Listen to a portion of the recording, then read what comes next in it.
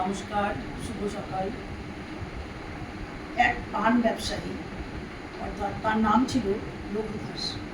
সে ছোটবেলা থেকেই জগন্নাথের ভক্ত ছিল।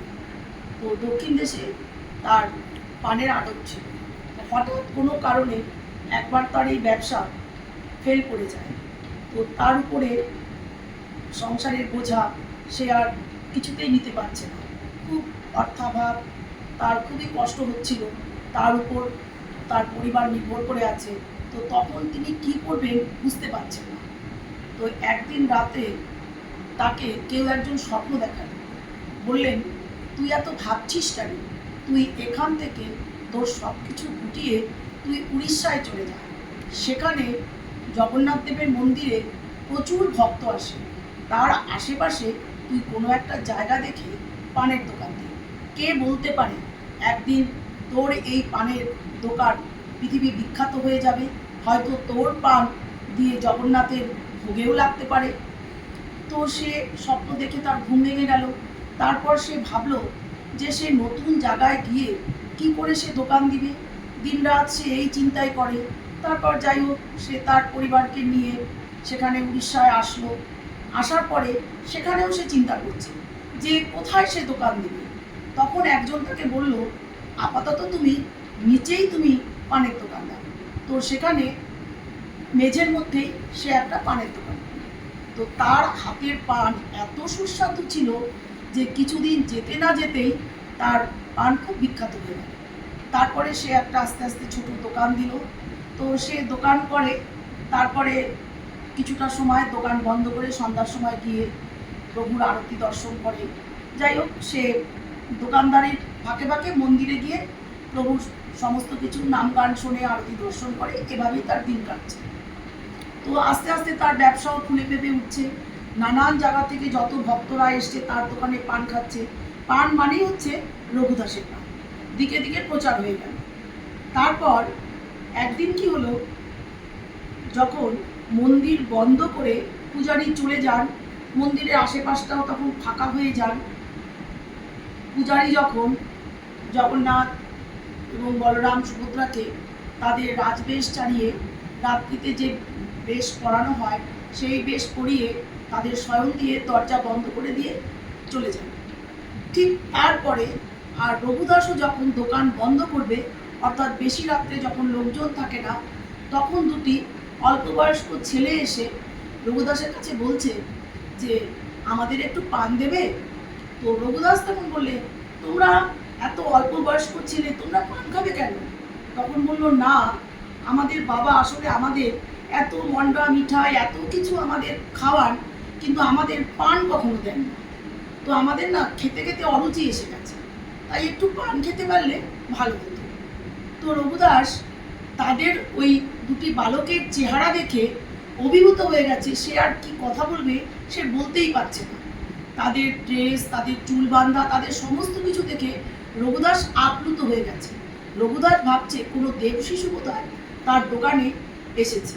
তো যাই হোক, সে দুটি পান বানিয়ে দুজনকে দিল। তো পান খেয়ে তারা খুব প্রশংসা করলো। তারপরে যাবার আগে বলে গেল যে আমরা মাঝে মধ্যেই আসবো তোমার দোকানের পান খেতে। কিন্তু রঘুদাস তাদেরকে দেখে এতটাই আপ্লুত হলো, রঘুদাস বলে ফেললো, মাঝে মাঝে কি গো, তোমরা রোজই এসো, আমি তোমাদের জন্য পান সাজিয়ে রাখবো। তো যাই হোক, একদিন দুদিন তিন দিন এরকম করতে করতে অনেক দিন এরকম যখন মন্দিরের পূজারী চলে যান, মন্দির বন্ধ হয়ে যায়, আশপাশটা ফাঁকা হয়ে যায়, তখন ওই বালক দুটি এসে রঘুদাসের কাছ থেকে পান খেয়ে চলে যায়। তো এটি দেখেছে একজন ওখানকারই এক ভক্ত, তার কোনো কিছু নেই, সে ওখানেই রাস্তার ধারে সে শুয়ে থাকে। তো সে লক্ষ্য করেছে যে দুটি ছেলে প্রতিদিন মন্দির থেকে বের হয়ে রঘুদাসের দোকানে গিয়ে পান খাচ্ছে। তো সে তখন এসে রঘুদাসকে বলছে, আচ্ছা, দুটি বালক তোমার দোকানে এসে পান খায়? তখন রঘুদাস বলছে, হ্যাঁ। তখন বলছে, তুমি তার কাছ থেকে পয়সা নাও না? তখন রঘুদাস বলছে, দেখুন, আমি তাদেরকে দেখে এতটাই অভিভূত হয়ে যাই, তাদের কাছে আমি কি পয়সা চাবো? তারা আমার পান খেয়ে খুব প্রশংসা করে, আমি এতেই খুব খুশি। তখন সেই ভক্তটি বললেন, এটা তো ঠিক না, এরকমভাবে রোজ পান দিলে তোমার ব্যবসা তো লস হয়ে যাবে, আর তুমি অল্প কিছুদিন হলোই দোকান দিয়েছো। তো কাল যখন আসবে তুমি তাদের কাছে পয়সা চাবে। তখন রঘুদাস বললো ঠিক আছে, কাল যখন আসবে আমি পয়সা চাবো। তো বলে ভক্তটি চলে গেলেন। তারপর পরের দিন যখন রাত্রিবেলায় মন্দির বন্ধ হয়ে যাওয়ার পরে যথারীতি বালক দুটি এসেছেন, তখন রঘুদাস বললেন, শোনো ভাই, একটি কথা, তোমরা তো অনেক দিন থেকেই পান খাচ্ছ, তো আমাকে তো একদিনও পয়সা দিলে না। তখন বালক দুটি বললেন যে আমাদের কাছে তো পয়সা নেই, পয়সা আছে আমার বাবার কাছে। তো আমাদের, তোমার যদি পয়সার দরকার হয় তো আমার গায়ের যে উত্তরীয়টি, এটি খুব দামি, এটি তুমি রাখো। তখন রঘুদাস বললেন, এত দামি উত্তরীয় মণিমুক্তা খচিত, এটি দিয়ে আমি কি করব? তখন বালক দুটি বললেন যে এটি এখন রাখো, কাল সকালে আমার বাবা আসলে আমি পয়সা নিয়ে তোমাকে দিয়ে এই উত্তরীয়টা ফেরত নিয়ে যাব। তো বলে বালক দুটি চলে গেলেন। রঘুদাসও দোকান বন্ধ করে দিলেন। তার পরের দিন যখন পূজারী আসলেন, মন্দিরে পুজো করবেন, ঠাকুরকে স্নান করাবেন, ফুল দিয়ে সাজাবেন, রোজকার যে নিয়মগুলি তা করবেন, দেখছেন তাদের গায়ে উত্তরীয় নেই। তারপরে পূজারী তো অবাক হয়ে গেলেন, কারণ আগের দিন রাত্রে শয়ন দিয়ে তিনি সব ঠিকঠাক করে গেছেন। সেখানে এক বিশাল শোরগোল উঠলো, সবাইকে ডেকে বললো যে কেউ নিয়েছে কিনা বা দেখেছে কিনা, নানান সমস্যা।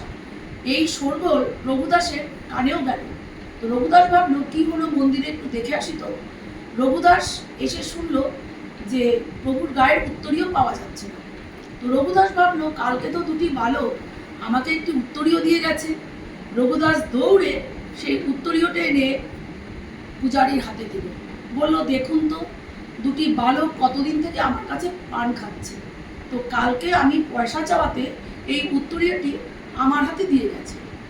এটি দেখে মন্দিরের পূজারী রঘুদাসের পায়ে পড়ে গেল। তার বুঝতে আর একটুও বাকি রইল না যে স্বয়ং প্রভু নিজে রঘুদাসের হাত থেকে পান খেয়ে উত্তরীয়টি তাকে দিয়ে গেছে। আরও প্রমাণ হলো যে প্রভুর মুখে পানের রস লেগেছিল, যাতে তারা রঘুদাসকে গালমন্দ না করে। অনেকে তো রঘুদাসকে মিথ্যাবাদী বলে মারতে উদ্যত হয়েছিল। তারপর পূজারীর চোখে পড়তে তখন সব শান্ত হয়ে গেল।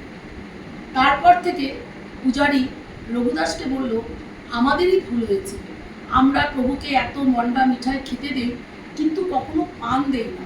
তাই প্রত্যেকটি পূজার নিয়ম, যে কোনো দেবদেবীর পূজার নিয়ম, ঠাকুরকে খাবার পরে পান ভোগ দিতে হয়। তো আজ থেকে তুমি স্নান করে শুদ্ধ বসনে প্রতিদিন প্রভুর জন্য পান দিয়ে যাবে। তখন থেকেই প্রচার হলো জগন্নাথের ভোগে পান দিতে হবে। শুধু জগন্নাথের ভোগে নয়, প্রত্যেক দেবদেবীর ভোগেই পান দিতে হবে, কারণ দেবতারাও খাওয়ার পরে পানের রস আস্বাদন করে। জয় জগন্নাথ।